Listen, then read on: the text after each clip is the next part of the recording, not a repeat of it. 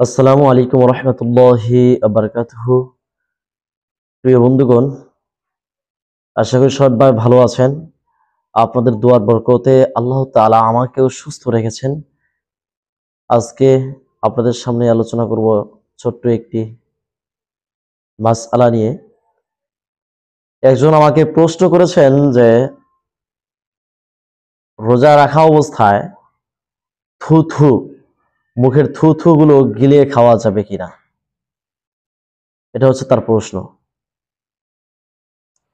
যারা এখন পর্যন্ত আমাদের এই ছোট্ট চ্যানেলটি সাবস্ক্রাইব করেননি, অবশ্যই সাবস্ক্রাইব করে আমাদের সাথেই থাকবেন।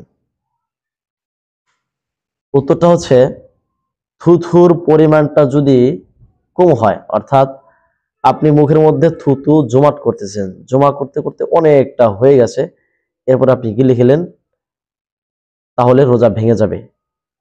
আর যদি মুখের মধ্যে থুথু জমা না করে যেরকম ভাবে অল্প একটু ছিটা ফোটা আসে, যেটা আপনি ফেলে দেন সাথে সাথে, ওরকম অবস্থায় যদি আপনি গিলে ফেলেন, তাহলে রোজা ভঙ্গ হবে না ইনশাল্লাহ। আর যদি আপনার অবস্থাটা এরকম হয় যে মুখের মধ্যে থু থু রাখতে রাখতে রাখতে রাখতে অনেকটুকু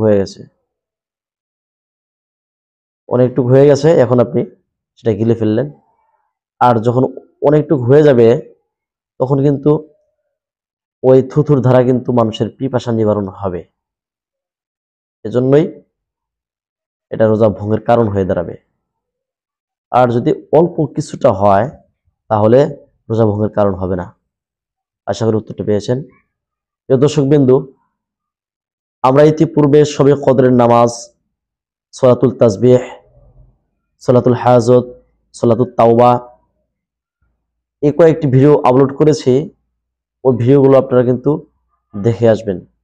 এই ভিডিওর ডিসক্রিপশন বক্সে এই ভিডিওগুলোর লিঙ্ক দেওয়া থাকবে। দেখা হবে পরবর্তী ভিডিওতে। আসসালামু আলাইকুম রহমতুল্লাহি ওয়া বারাকাতুহু।